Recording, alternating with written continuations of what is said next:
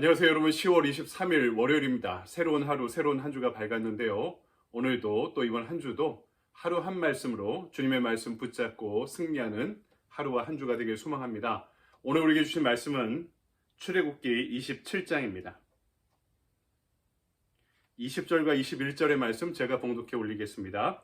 너는 또 이스라엘 자손에게 명령하여 감람으로 짠 순수한 기름을 등불을 위하여 네개로 가져오게 하고 끊이지 않게 등불을 켜되 아론과 그의 아들들로 회막 안 증거계 앞 휘장 밖에서 저녁부터 아침까지 항상 여호와 앞에 그 등불을 보살피게 하라. 이는 이스라엘 자손이 대대로 지킬 규례이니라. 아멘. 주님의 말씀입니다. 주님께 감사드립니다. 오늘 이 시간 우리에게 주신 말씀 가지고 등불이 항상 타도록 보살피라라는 제목으로 말씀을 증거하도록 하겠습니다. 계속해서요. 성막에 대한 이야기가 지속되고 있습니다. 이 성막을 어떻게 지을 것인가, 규격이 어떻게 되고 재료를 무엇을 쓰고 어떻게 건축하는지 하나님의 설계도를 말씀으로 전해주고 계시고 이스라엘이 이 하나님의 지시에 따라 성막을 지금 완성해 가고 있는 중입니다. 그 중에 오늘 우리가 읽은 말씀은 성막 안에 가장 중요한 지성소란 장소가 있죠. 그리고 그 지성소에 올려질 등대, 등불에 대한 말씀이 오늘 나타나고 있습니다. 이 등대와 관련해서 제사장들에게 주어진 아주 중요한 직무 두 가지가 있었는데요. 우선 가장 좋은 기름을 짜서 준비해야 되고요. 두 번째로 그 등불이 꺼지지 않도록 항상 매일매일 보살피는 것이었습니다. 먼저 오늘 말씀은 등불의 기름을 잘 준비하라. 가장 좋은 것으로 준비하라 말씀하고 있죠. 20절을 볼까요? 너는 또 이스라엘 자손에게 명령하여 감람으로 짠 순수한 기름을 등불을 위하여 네개로 가져오게 하고 끊이지 않게 등불을 켜되 말씀합니다. 어떤 기름이라고요? 감람기름. 우리 감람 그러면 무슨 열매인지 잘 모르는데요. 올리브를 이야기합니다. 그냥 요새처럼 우리가 올리브라는 말을, 이 단어를 대중적으로 쓰지 않는 때의 성경을 번역해서요. 굳이 감람이라는 표현을 쓰고 있는 것이죠. 이 기름은요. 어떻게 준비합니까? 이 포도주처럼 큰 통에 넣고 위에 판을 덮어서 이걸 돌려서 기름을 짜는 것이 일반적인 방식이었는데요. 성전, 지성소에 들어갈 등불에 기름은요, 이와 다른 방식으로 준비했습니다. 절구에 이 올리브를 소량을 넣고 공이로 하나씩 쪄냅니다. 그리고 망에 걸려서 준비하는 아주 순전하고 순수한 기름이었던 것이죠. 이런 기름을 등잔에 넣으면요, 연기가, 틀에서 짠 기름을 등잔에 넣는 것보다 연기가 거의 발생하지 않고요. 그 빛도 대조적으로 더 밝게 빛났다고 합니다. 한마디로 정성을 다해 손으로 직접 짠 아주 순수한 기름이었다라고 이야기할 수 있는 것이죠. 신약 성경을 보면 예수님이 십자가에 달려 돌아가시기 전에 순전한 나드 한 옥합을 준비해서 그것을 깨서 예수님의 발을 씻는 그런 장면이 나오죠. 이 나드 향유는요, 얻기가 매우 어려운 기름이었습니다. 나드라는 아주 얻기 어려운 식물로부터 그것을 추출하는 그런 향유 기름이었는데요.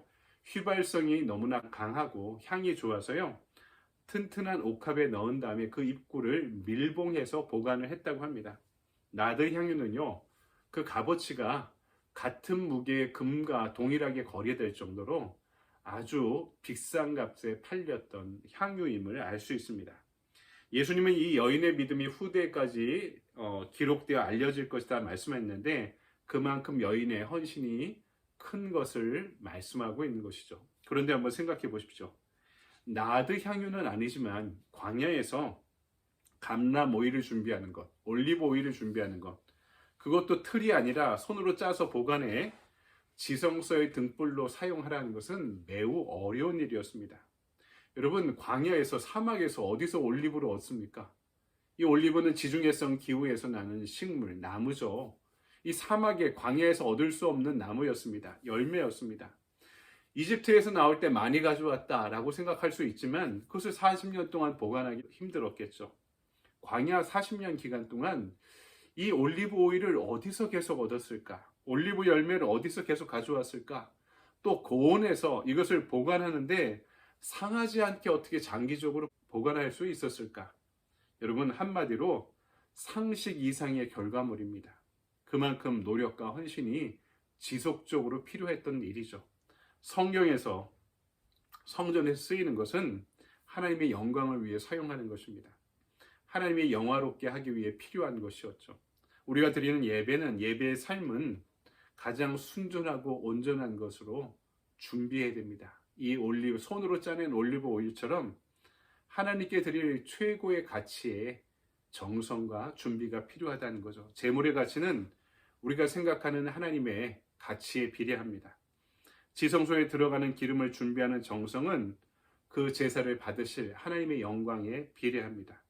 우리는 온전한 기름을 짜서 준비하고 있습니까? 우리 예배는 그렇게 준비되고 있습니까?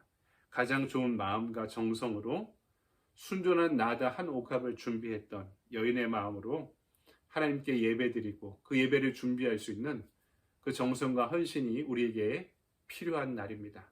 그 마음으로 주님 앞에 나아가는 하루가 되길 소망합니다. 두 번째로, 등불을 피우라, 꺼지지 않도록 날마다 보살피라, 이렇게 말씀합니다. 21절을 볼까요? 아론과 그의 아들들로 회막과 증거계 앞 휘장 밖에서 저녁부터 아침까지 항상 여호와 앞에 그 등불을 보살피게 하라. 이는 이스라엘 자손이 대대로 지킬 규례이니라. 아멘. 제사장들의 가장 중요한 직무는요, 이 지성소 안에 있는 등불이 꺼지지 않도록 보살피는 것입니다. 등불을 항상 켜도록 하는 것이죠. 성막의 등불을 결코 꺼뜨려서는 안 됩니다. 사무엘서를 보면 이런 말씀이 나옵니다. 주의 성전 안에 있는 하나님의 등불은 아직 꺼지지 아니하였더니 그곳에 하나님의 궤가 있더라. 이런 말씀이 기록되어 있죠. 대제사장 엘리는 타락했고 이스라엘에는 왕이 없었습니다. 하지만 어린 사무엘이 성전에 있을 때 하나님의 등불이 아직 꺼지지 않았다, 이렇게 기록해 놓은 거죠. 무슨 말입니까?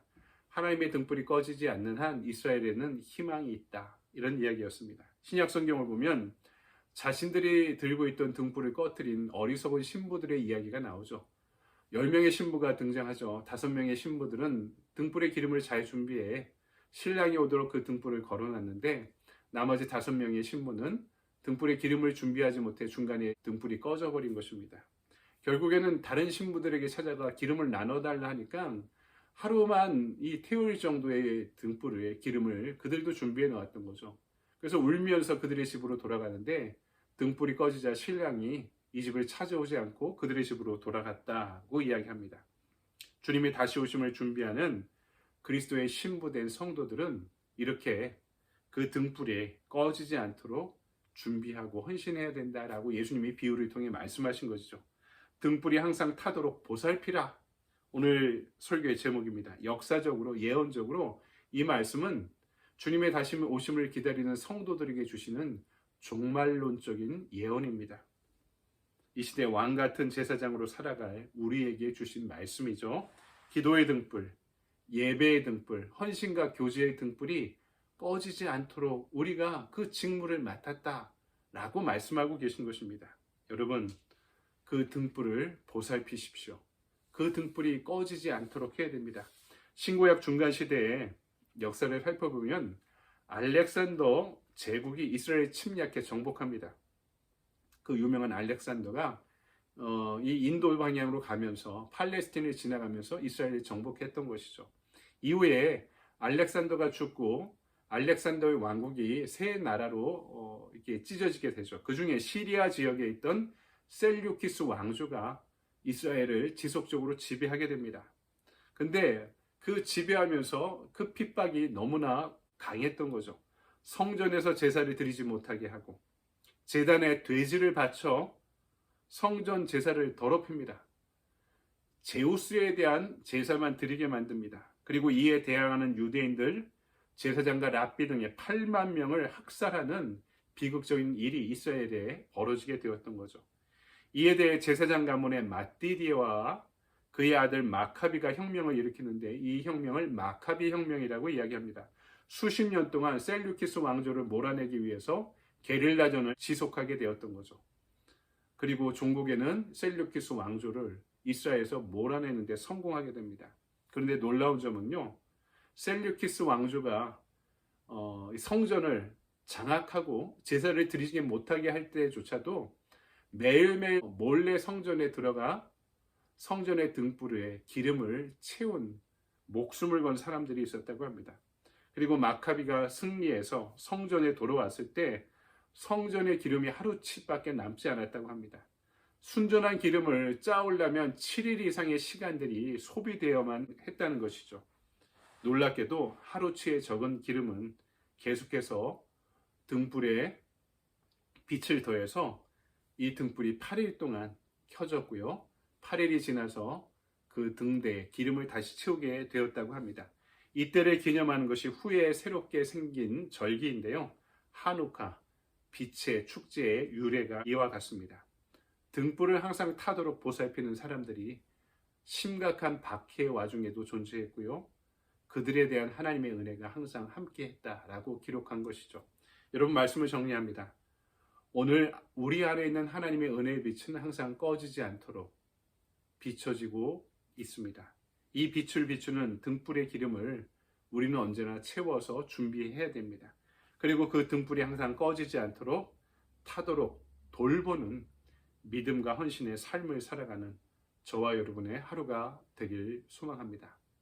하나님을 향한 제단의 등불은 꺼지지 않도록 항상 타도록 보살펴야 한다는 사실을 기억하는 하루가 되길 소망합니다. 적용의 질문입니다. 오늘 내가 하나님께 드리는 예배의 등불은 꺼지지 않고 있나요? 그 등불을 꺼뜨리지 않고 보살피기 위해 오늘 내가 해야 할 일은 무엇입니까? 저희 교회가 어제 새롭게 109번 더 파운테인 처치 교육관에서 예배를 드리기 시작했습니다. 모두가 다 은혜로운 감동의 시간이었는데요. 오늘 액션 플랜은 이렇습니다. 교회를 위한 기도의 등불을 꺼뜨리지 말고 이어가자. 하나님의 몸된 교회를 위해서 은혜의 제단에 등불이 꺼지지 않도록 여러분, 우리도 개인적으로 기도의 등불을 보살피고 이어갈 수 있는 하루 되길 소망합니다. 여러분, 좋은 하루 보내십시오. 좋은 한 주 보내십시오. 감사합니다.